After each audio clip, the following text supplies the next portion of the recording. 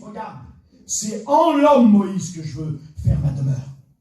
C'est en l'homme, c'était impossible. On ne pouvait pas, l'homme ne pouvait pas accueillir. L'homme ne pouvait pas accueillir quelque chose de saint, quelque chose de pur. Il ne pouvait pas accueillir l'Esprit de Dieu. L'Esprit de Dieu dans l'Ancien Testament n'était pas déversé comme après la Pentecôte sur toute chair, avec le parler en langue, avec l'onction de Dieu sur les chrétiens individuels remplis de la présence du Saint-Esprit. Ce n'est pas comme ça. C'était certaines personnes à certains moments, de certains lieux, où Dieu saisissait les hommes. Jamais vous regardez la Bible, c'est marqué saisi, saisi, saisi. Ils étaient saisis. Mais nous, on n'est pas saisis. Vous regardez le texte. Rempli. Étienne, homme rempli de la présence de Dieu. Parce qu'on peut être saisi. Hein. On n'est pas grand parce qu'on prophétise. On n'est pas grand parce qu'on parle, parce que... Non. Ça n'a rien à voir, ça. Ce qui compte, c'est d'être rempli. Rempli de la présence de Dieu. Mes frères et sœurs, faites le plein. Faites le plein. Faites le plein d'huile. Faites le plein de présence de Dieu. Faites le plein. Et entretenez chez vous à remplir votre réservoir. Parce que quand vous allez brûler, mes frères et sœurs, écoutez-moi, quand une lampe, elle brûle, l'huile diminue. Pourquoi on n'en aura pas assez de... Pourquoi les jeunes filles disent, on n'en aura pas assez? Pourtant, nous en avons. Un peu, peut-être. Un peu. Mais ça ne suffit pas. Il faut entretenir chaque jour, chez soi, l'huile d'onction sainte du Saint-Esprit, qui nous tient dans la lumière, qui nous tient dans la vision spirituelle. Pourquoi l'homme de Dieu a dit, je l'ai marqué, peut-être que je ne l'ai lu pas. Pourquoi il a dit, le texte dit, c'est le psaume 133, je crois, il est bon, il est doux, il est agréable à mes frères de demeurer ensemble. Il donne un exemple. Il dit, c'est comme l'huile précieuse. Elle était interdite de fabrication pour autre chose. Interdite de s'en servir pour autre chose. C'est comme l'huile, le souverain sacrificateur, celui qui a accès dans le lieu de Christ. Celui dont le voile, il peut passer derrière. C'est ça que ça veut dire. C'est comme ça. L'onction de Dieu te fait passer derrière le voile. Le temple était comme ça. Je reviens sur l'onction de Dieu. Le temple était comme ça. Il y avait le parvis des gentils, c'est-à-dire ceux qui étaient non-juifs. Il y avait le parvis des femmes. Il y avait le parvis intérieur. Mais mes frères, il y en a que toute leur vie, ils ont tourné autour du temple. Ils n'ont jamais rentré dans le lieu très saint. Il y en a, ils ont tourné autour de la présence de Dieu, autour de l'œuvre de Dieu. Ils ont tourné autour. Ils n'ont jamais rentré derrière le voile. Il y avait une vie religieuse, un commerce religieux. Pourquoi Jésus, quand il est arrivé, il a renversé les tables? Pourquoi? Mais pourquoi, Jonathan? Pourquoi il a renversé les tables, Jésus? Pourquoi il a fait ça? À cause des pierres du temple? Mais non! Le temple était destiné à pouvoir faire un exemple de ce que Jésus allait faire et aussi de la présence de Dieu. Tout dans le temple, dans le tabernacle, nous rappelle Jésus. Et eux, ce qu'ils faisaient, dans leur religion, ils amenaient les brebis, les animaux qui étaient chétifs malades, ils les maquillaient. Les vieux connaissaient ça dans le temps. Il y avait le commerce des chevaux. Des chevaux malades, ils savaient comment faire, ils les maquillaient. Et puis ils les vendaient. Les premiers, c'était les juifs à faire ça. Ils maquillaient les animaux.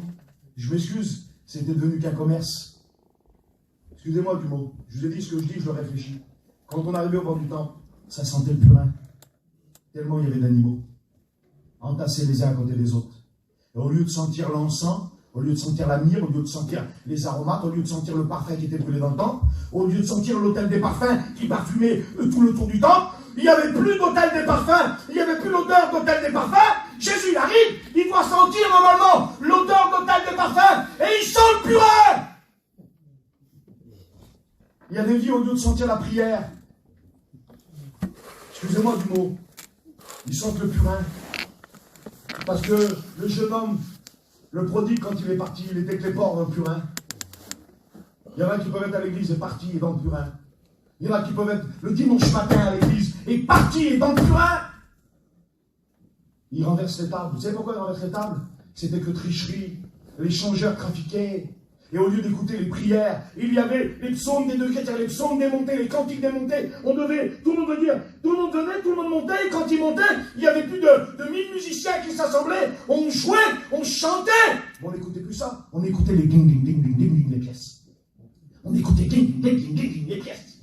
On écoutait là, sur les machines à peser, cling, ça va, et puis les poids, et cling, et cling, et cling. Et lui, au lieu de sentir le parfum de l'autel des parfums, il sentait le purin. Au lieu d'écouter les prières et les louanges, il écoutait les cling, cling. Il renverse les tables. Dieu, à travers le monde, a peut-être voulu renverser toutes les tables. Le commerce est autour des églises, pas chez les Lumières, je vous rassure. On a toujours été une mission dans la main de Dieu, et claire et nette. Il y a plein de mouvements, mes frères et sœurs, c'était plus l'évangile, c'était un commerce. Et le Seigneur a peut-être voulu renverser tous les tables à ce moment-là.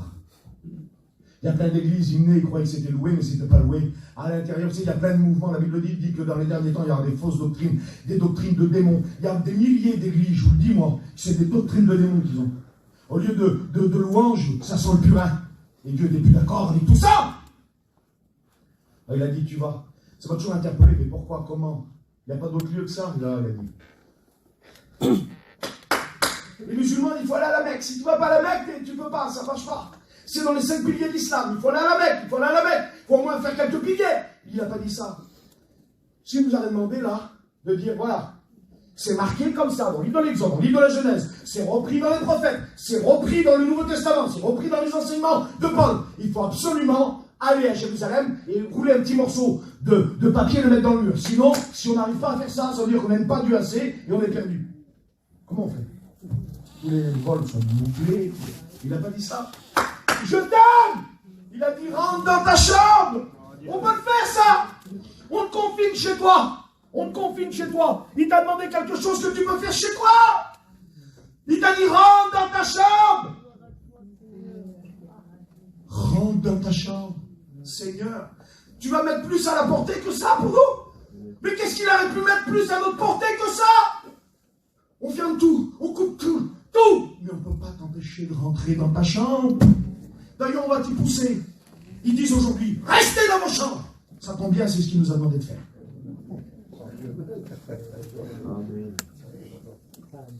Rentre dans ta chambre. Rentre dans ta chambre. Et ton Père dans le secret. Tu as peut-être des choses à dire des fois ce matin.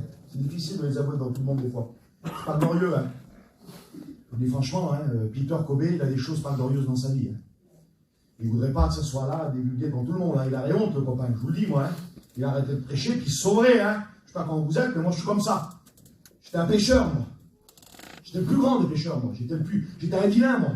J'étais un trimard, un alcoolique, un menteur, un tricheur. J'avais tous les défauts, moi. Il m'a changé. J'étais un trouillard, moi. J'étais le plus grand des trouillards. Et aujourd'hui, il n'y a rien qui me fait peur. Je vous le dis, hein. À cause de quoi? À cause de moi? Mais pas du tout. À cause de ma nature changée. La nouvelle créature. Amen. Toutes choses sont passées, toutes choses sont devenues nouvelles. Et je rentre dans le ciel parce que je suis né de nouveau. Pas parce que je suis bon, pas parce que je suis grand, pas parce qu'on prêche, pas parce qu'on est responsable d'église, non. Mais à cause du sang de la croix. À cause de l'onction sainte sur nos vies qui brûle et qui brûle. Des fois avec peur, on brûle. Mais on brûle quand même. On brûle, des fois on brûle à genoux, mais on brûle quand même. Jésus-Christ a brûlé dans le désert. Vous croyez qu'il était à l'aise, non? Avec les animaux sauvages? Vous croyez qu'il était à l'aise, le Christ? Il était là, dans le désert. Vous croyez qu'il était à l'aise? Je m'excuse de vous dire ça. Vous ne croyez pas que le Seigneur, des fois, quand il était dans le jardin, il a dit s'il était possible. Vous pouvez vous dire oui, mais il a dit s'il était possible que ces coupes s'éloignent de moi. Si c'était possible. Il a dit Seigneur, par ma volonté. Il a dit. La Bible dit qu'il a eu de l'angoisse. Écoutez, prenez-le en grec, en araméen, vous prenez en toutes les langues, c'est de l'angoisse qu'il a eu. Prenez-le comme vous voulez. Il a eu de l'angoisse. Il a dit mon âme est triste jusqu'à la mort. Jusqu'à la mort, mon âme est triste. Il a fallu des gens qui viennent et qui le fortifient. Des fois, vous pouvez avoir de l'angoisse, de la peur. Mais rassurez-vous, le Saint-Esprit va vous fortifier. Parce qu'il connaît votre corps, il connaît votre être, vous êtes qu'un homme, vous êtes une femme, vous êtes comment, vous êtes faible. Et on a besoin que nos coupes débordent. On a besoin que nos coupes débordent. Un buisson qui n'est pas embrasé, j'oublie, il pique tout le monde. Il enfume tout le monde. Mais un buisson qui est embrasé, il éclaire les autres. Un buisson qui est embrasé, les animaux ne s'y approchent pas. Un buisson qui est embrasé, il réchauffe les autres. Les frères et sœurs, allumons des feux partout. Le diable a voulu, peut-être à travers ça, parce que tout ce qui vient là, ça ne vient pas du diable, je vous le dis. Hein. Je le dis là-bas à Quimper, je le dis ici. Hein. Peut-être que dans des situations, le diable se sert de des choses. C'est ça l'écriture. Hein. Mais vous ne croyez pas que la terre, il arrive tout ça dans le monde entier, sur la moindre des îles qu'il y a, sans que Dieu là-haut, il sait qu'il est au courant.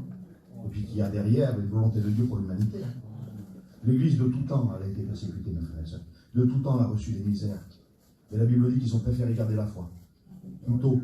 Plutôt qu'être vivre meilleur, mais avoir perdu leur témoignage. Mes frères et sœurs, on aura peut-être des meilleurs chrétiens aujourd'hui qu'on a eu quand tout allait bien. On aura peut-être des chrétiens de meilleure qualité aujourd'hui, à condition de vivre ce que Dieu nous demande. Approchez-nous du ciel. Oui, peut-être que le diable a cru, vous savez, quand le Christ est mort, il s'est fini, un paillon disait que le diable a dit à ses démons. Vous connaissez cet exemple-là, hein, vous avez connu ça, Jenny, aux études, hein, quand Paillon disait ça. Il disait, le diable a dit ça, champagne! Sortez les gâteaux à la crème! Il est mort! Ouais. Et 3 jours après, il est ressuscité. Remballez le champagne! Remballez les gâteaux à la crème! Le diable, peut-être qu'il a dit, non, allez, ça y est, les églises, il n'y a plus punition, il n'y a plus de convention. Le l'œuvre de Dieu, c'est pas la convention, excusez-moi. C'est pas que ça, hein, c'était un moyen, ça. On a une pelle, on fait des trous. On a une bêche, on fait des trous. On connaît ça. On a nos mains, on fait des trous. Le Seigneur a mis un moyen. Hein. Le diable a voulu éteindre les églises, a voulu éteindre les missions. Alors le Seigneur va faire plus. Il y a un feu là, un foyer. Vous le combattez. Vous essayez de l'éteindre.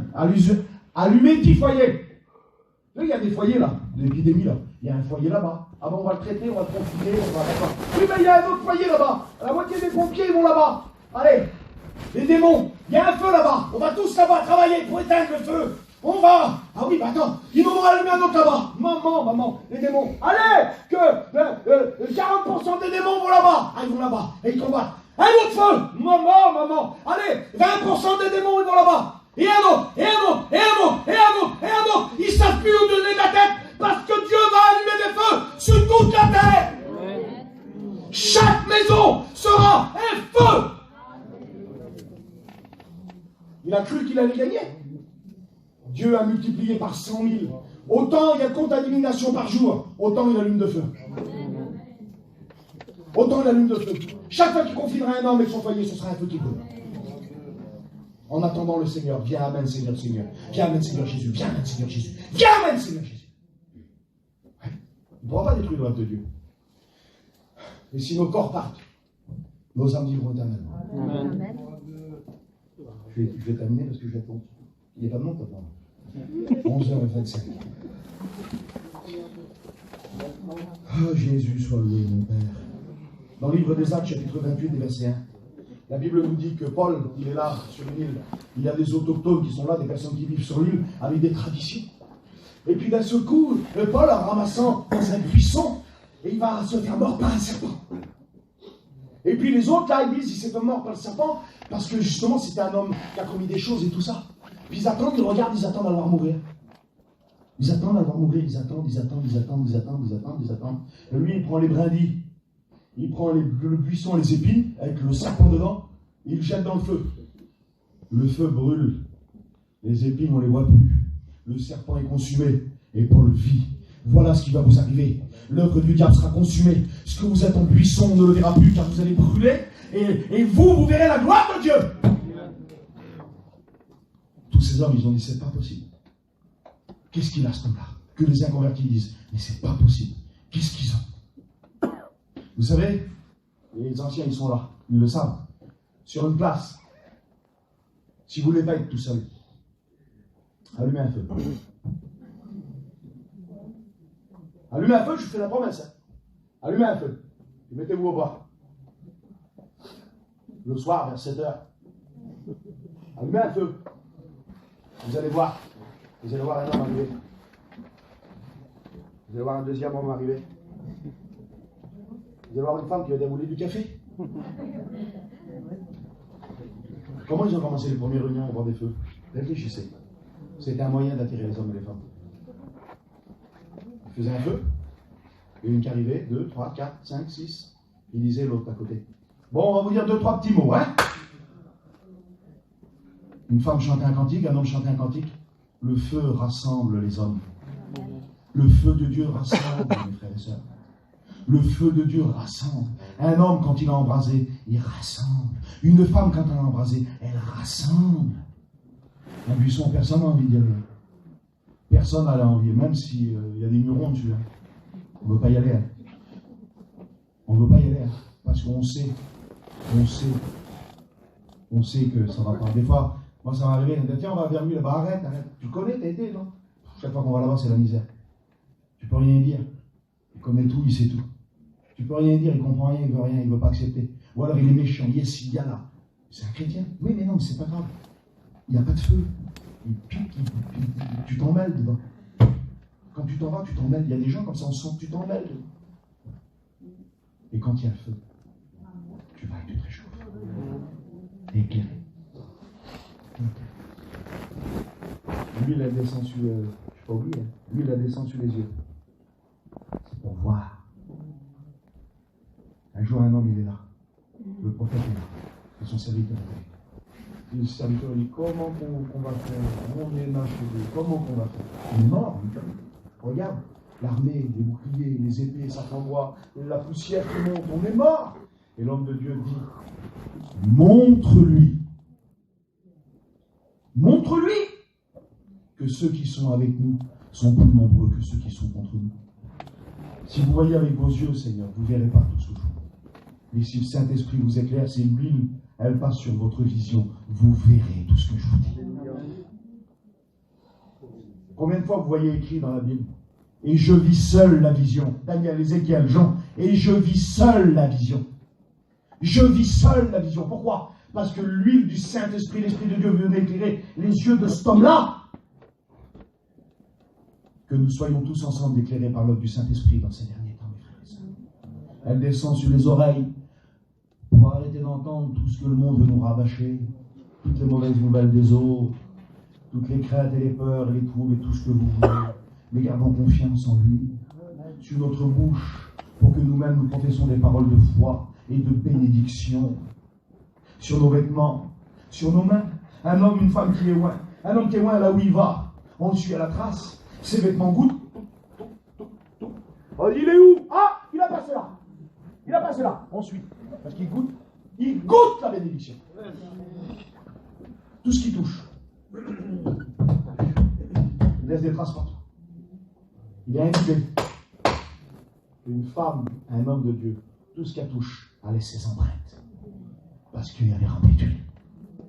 Sur sa robe, sur ses pieds. Occupez-vous de vos fils, de vos filles, de vos maris. Travaillez pour vos familles maintenant. Peut-être on a travaillé pour tous les autres. Il y en a plein de chez nous qui sont perdus. Alors il dit voilà, maintenant je vais vous mettre chez vous, vous allez travailler chez vous. Moi je m'en vais dans une journée, là. Je m'en vais chez mes beaux-parents. Ces 2, 3 s'est convertis dans le terrain. Ils sont perdus, ils vont en enfer. Je prêche pour tout le monde, on va partout. Et c'est ses parents, ma femme. C'est ses frères et sœurs. Ils sont perdus. Alors le Seigneur, il m'amène là-bas. Ça va être difficile, ça va être dur. On va essayer avec ma compagne. On va mener un peu. Avec ma fille. Vous voulez que je vous dise le programme qu'on a? Oui, je vous dis. On va prier ensemble. On va passer du temps. Pas juste la petite prière du matin, là. Hein? J'ai dit là-bas à Quimper, chercher la face de Dieu. C'est pas des petites prières du matin et côté nous qui chauffent dehors. Ils sont des républicains qui chauffent dehors. Personne pour aller travailler. Donc ça sera terminé. Hein? Tu vas prendre du temps pour la prière. Et Dieu, vous croyez que Dieu, c'est pas comment faire. Quand il y avait des petits turbulents, très turbulents, les femmes, je me rappelle aujourd'hui, bon, on ne peut plus parce que tu as fait ramasser à cause de ça. Mais je me rappelle avant, les petits cousins, le roi, des fois aussi. Allez, corde et attaché à la béquille. Je vous le dis, c'est vrai, les femmes faisaient leurs affaires, machin, à la taille, ils regardaient bien, attachés à la taille pour pas qu'ils ont mal, avec un foulard, tac, tac, une corde de 3 mètres, elles s'amusaient devant le tapis, là, il ne va pas plus loin, mon collègue. Peut-être qu'il nous avait une corde. Tu ne vas pas plus loin. Parce que tu marches encore à 4 pattes et c'est dangereux pour toi. Tu crois d'aller là-bas jusqu'au bout, mais c'est dangereux. Reste là. Et là, je vais te surveiller. Là, je vais te nourrir. Là, je vais t'éclairer. Là, je vais prendre soin de toi. Bénissons nos familles. On va prier contre les foyers. Un chrétien qui prie, il n'a pas de médaille à avoir. Excusez-moi, hein. C'est pas extraordinaire ce que je dis là. Hein. C'est quand même le B.A.B.A. Hein. Non? C'est pas le B.A.B.A. ça, un chrétien qui prie? Moins que ça, je ne sais pas moi. On va prier. Je vais allumer un petit feu chez moi. Je vais prier pour la femme et ma petite. On va prier, Seigneur. On va prier, on va prier, on va prier, on va prier. Puis j'ai la chance, je suis un serviteur. Excusez-moi, hein. Je suis un serviteur de Dieu. Donc je pourrais prêcher, mais chacun de vous pourra le faire. Il y a un petit texte, c'est sa famille, ses enfants. Comprenez? Chacun de vous deviendra serviteur de Dieu, non pas dans l'exercice du ministère, mais servir Dieu là où il est. Vous pourrez lire un petit texte. Voilà ma femme, on va lire un texte ensemble de la Bible. Vous avez le droit, mes soeurs, de lire la Bible, non? Hein? Vous avez le droit, mes soeurs. Ma soeur a le droit de lire la Bible à ta petite. Hein? Attends, ma petite, je vais te lire un petit texte. Regarde ce qui est marqué là. T'as le droit, non? John, ils ont le droit, non? De lire la Bible. Ils ont le droit. Vous pouvez lire la Bible. Moi, je vais mettre chez moi, je vais lire la Bible. Je vais prier, ma petite famille, mon petit foyer. Et attendre Jésus. Je ne sais pas ce que vous avez décidé de faire, mais moi j'ai décidé d'attendre Jésus. Et si ça te calme, d'ici quelques mois, je reprendrai mon travail. Et si ça revient après, je recommencerai pareil. Parce que s'il tarde, il ne faut pas s'endormir, mes frères. Après une vague vient une autre vague. Des fois, il y a un moment d'accalmie, mais c'est pour revenir plus belle. Vous comprenez ça? C'est pour revenir plus belle. C'est sûr, vous n'allez pas faire des réunions chacun dans votre camping, ou ci ou là, mais vous pouvez vivre la vie de Dieu. Les femmes ne vont pas prêcher, mais vous pourrez dire votre Bible.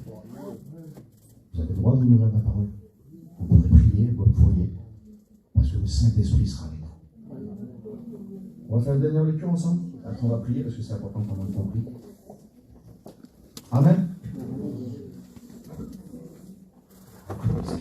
Un texte pour vous, pour l'avoir ensemble.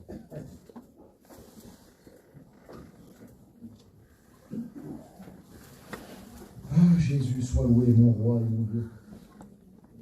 Dernier texte. Vous êtes prêts? De toute façon, on va en profiter de la petite réunion là, non?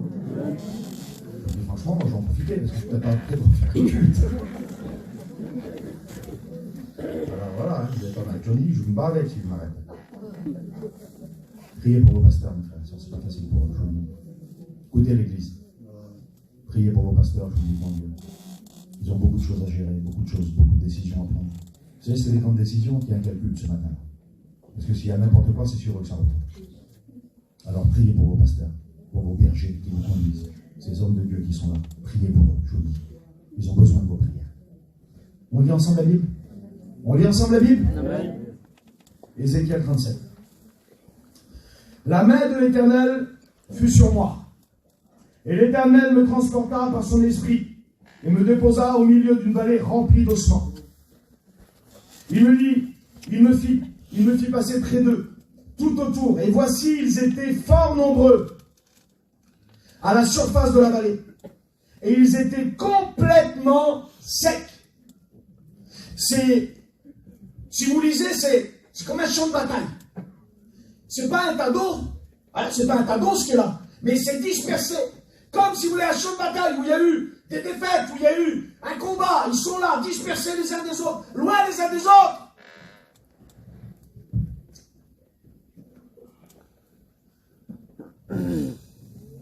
Il me dit, fils de l'homme, ces eaux pourront-ils revivre? Il dit, je répondis, Seigneur éternel, tu le sais? Tu le sais, toi? C'est comme si lui-même il ne croit pas. Il dit, Seigneur, toi, tu le sais, toi? Qu'est-ce que je te dis, moi? Toi, tu le sais, toi? Il y en a, on ne croit pas qu'ils pourront revivre. On dit, lui, c'est fini. Ah, c'est fini. La famille là-bas, pas la peine. Et lui, il demande. Il demande. Parce qu'il y en a qui souffrent pour leurs enfants. Secret, souffrent pour leurs petits. Souffrent pour leur famille, pour leur foyer. Ils voient tellement dur, pas bouger. Le diable, il ne veut pas. Alors ça fait combien des pensées. Il dit, ceux qui ont des enfants qui ne sont pas à Dieu. Et ce que le Seigneur qui dit ce matin. Tu crois qu'ils peuvent vivre? Il y en a qui sont partis de la maison de Dieu. Et Dieu dit, tu crois qu'ils pourront revivre? Et le texte continue. Il répondit, Seigneur éternel, tu le sais. Et il me dit, prophétise sur ces eaux et dis-leur, ossements desséchés, écoutez la parole de l'Éternel. Ainsi parle le Seigneur l'Éternel. Ces eaux, voici, je vais faire entrer en vous un esprit et vous vivrez. Amen. C'est l'esprit de Dieu qui fait vivre. Je vais faire entrer en vous un esprit et vous vivrez. Je vous donnerai des nerfs. Je ferai croître sur vous la chair. Je vous couvrirai de peau. Je mettrai en vous un esprit et vous vivrez. 2 fois il dit. Et vous saurez que je suis l'Éternel. Je prophétisais selon l'ordre que l'Éternel m'avait donné, que j'avais reçu. Et comme je prophétisais, il y eut un grand bruit. Un grand bruit. Comme une secousse. Comme un tremblement de terre. Des fois, on a besoin qu'il nous secoue. Il y a un grand bruit. Et c'est ce qui se passe. Dieu veut nous secouer. Dieu veut te secouer. Dieu veut te secouer ce matin. Dieu veut te secouer. Ne t'endors pas. Les jeunes filles, il y en a qui ont été trop endormies. Ne t'endors pas. Veille et prie. Veille et prie. Je vais terminer, assurément. Je vous donnerai des nerfs, de la chair, des os, tout ça. Il dit, vous saurez que je suis l'Éternel. Je prophétisais selon l'ordre que l'Éternel m'avait donné, que j'avais reçu. Et comme je prophétisais, il y eut un grand bruit. Voici, il se fit un mouvement. Un mouvement. Les eaux s'approchèrent les uns des autres. Je regardais, voici, il leur vint des nerfs, de la chair, de la peau. La peau les couvrait par-dessus, mais il n'y avait en eux point d'esprit. Parce qu'on peut vivre avec de la peau, avec des nerfs, de la chair, système nerveux, système sanguin. Là, il est en train de nous dire, le corps est là, il y a la chair, il y a tout. Il y a tout.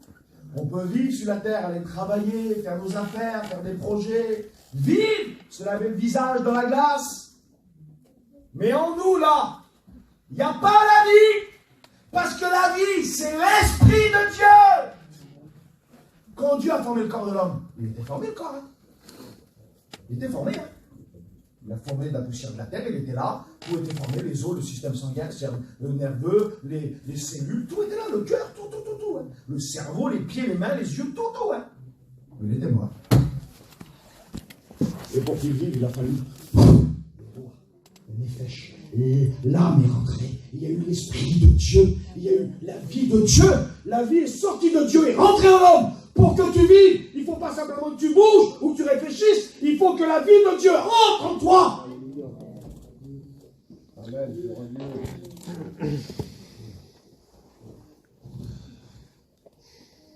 Il y avait un grand bruit. Ils étaient tous là, couvris de peau. Il n'y avait en eux pas d'esprit. Et il les prophétise et parle. Il parle à l'esprit, il prophétise. Fils de l'homme, dis à l'esprit, ainsi parle le Seigneur l'Éternel. Esprit, viens des 4 vents, souffle sur ceux qui sont morts et qu'ils revivent. Je prophétisais selon l'ordre que l'Éternel avait donné, et l'Esprit entra en eux, et ils prirent vie. Je voulais un amen quand même.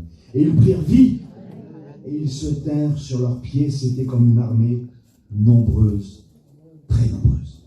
Je vais terminer. Je regarde pour éliminer des lectures, je vais terminer. Verset 12. Je prophétisais donc, il dit prophétisez, dis-leur, ainsi parle le Seigneur l'Éternel, voici j'ouvrirai leurs sépulcres. J'ouvrirai leurs sépulcres, je vous ferai sortir de vos sépulcres. Il y en a combien? J'ai parlé à un garçon hier encore qui vivait dans les ténèbres les plus profondes, les plus noires. Je ne parle pas de possession ce matin. l'exemple de l'homme de Gabara qui vivait dans les tombes, c'est-à-dire dans un lieu où il n'y avait que la mort, avec des chaînes aux mains et aux pieds, c'est-à-dire des liens terribles. Le Seigneur dit ce matin, peut-être toi qui es là, je ne sais pas qui tu es. Et le Seigneur te dit peut-être, tu es peut-être un inconverti, tu es venu à la réunion ce matin. Et puis le Seigneur peut-être te dit, je vais te faire sortir du lieu où tu es. Et je vais te délivrer de tes chaînes que tu as aux mains et aux pieds. Mon peuple, je vous donnerai le pays. Je vous ferai sortir de vos sépulcres. Je mettrai mon esprit en vous et vous vivrez. Et je vous rétablirai dans le pays que je vous ai donné. Et vous, dans le pays que je vous ai donné, ainsi par l'Éternel, j'ai parlé, écoutez ces mots, j'ai parlé, ensuite je termine, j'ai parlé et j'ai agi. Parce que les hommes ils parlent beaucoup. Hein. Mais qu'est-ce que vous voulez qu'on agisse? Qu'est-ce qu'on peut faire? Lui, il ne fait pas que parler. Il dit, j'ai parlé. Ce matin, il a parlé. Vous croyez qu'il a parlé ce matin?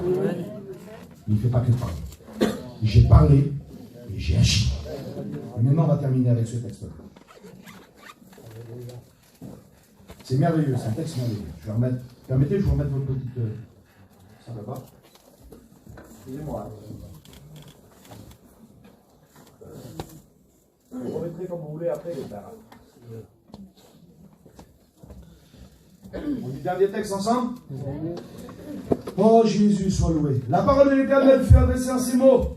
Et toi, fils de l'homme, prends une pièce de bois. Prends une pièce de bois.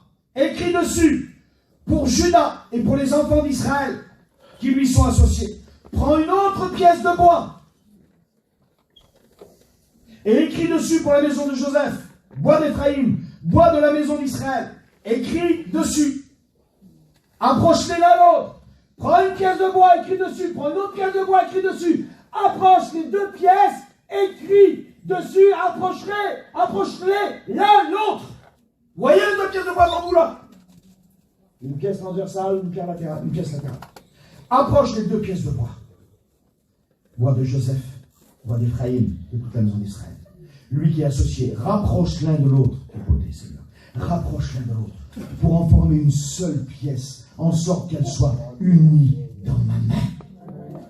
La croix a été assemblée et unie dans la main de Dieu. Le Père uni avec le Fils, avec le Saint-Esprit, pour faire l'œuvre jusqu'à la fin. Vous avez un phare là-bas, et qui est éclairé pour attirer les bateaux, et pour pas que les bateaux rentrent dans les rochers, et pour pas qu'ils coulent. Il a été le phare de l'humanité sur le mont Golgotha, pour attirer les hommes qui étaient à la dérive.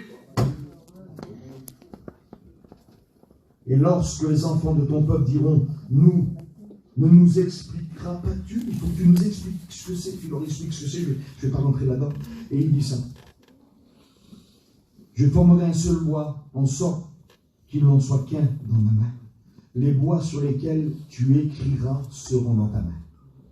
Les bois dans lesquels, les deux. D'habitude, je ne marche pas comme ça, j'aime pas trop faire l'américain. Et je vous le dis, les bois sur lesquels tu écriras. Vous voulez plus précis, vous? Les bois sur lesquels tu écriras sera dans ma main. L'œuvre de Jésus, accomplie à la croix, est dans la main de Dieu. Vous êtes dans la main de Dieu, et Dieu dit, celui qui est dans ma main, celui qui est dans ma main. Vous savez pourquoi? Terminé, je suis encore une fois l'américain. Merci Jésus. Il dit, je t'ai gravé dans mes mains.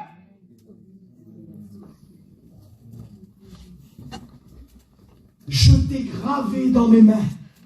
Qui va vous effacer? Qui va vous effacer du livre de vie? Qui a le pouvoir? Je t'ai gravé dans mes mains. Et il dit, mes mains sont toujours devant moi. Il te voit toujours. Quand il y a des choses, écoutez ces mots-là. Quand il y a des choses qui ne vont pas, quand il y a des péchés, quand il y a de la misère, quand c'est la mort normalement qui est sur toi, toi tu pleures, tu te repars, et Dieu voit le péché, mais Jésus vient, et il montre ses mains. Non, je l'ai gravé, il est là. Il est là. J'ai payé. La rançon est payée. Le sang purifie, il peut rentrer dans le ciel. Il n'y a pas de pour toi. Si tu n'as pas pris ta Sainte Seine depuis longtemps, je t'en supplie, fais-le ce matin. Demande pardon, recommence plus, mais prends ta Sainte Seine. Laisse pas le diable te dire non, mais tu verras un petit peu plus tard. Non. Il t'a gravé dans ses mains. Il faut brûler les buissons que nous sommes. Il faut les laisser embraser par l'action du Saint-Esprit. Il faut, chacun de nos maisons, allumer une lampe, veiller et prier, et se souvenir de l'œuvre de la croix dans la main de Dieu. Et que l'œuvre de la croix dans la main de Dieu, c'est nous graver dans ses mains. On croit le français. Moïse, regarde, c'est en l'homme, Moïse, que je veux faire ma demeure. C'est en l'homme, c'était impossible. On ne pouvait pas, l'homme ne pouvait pas accueillir. L'homme ne pouvait pas accueillir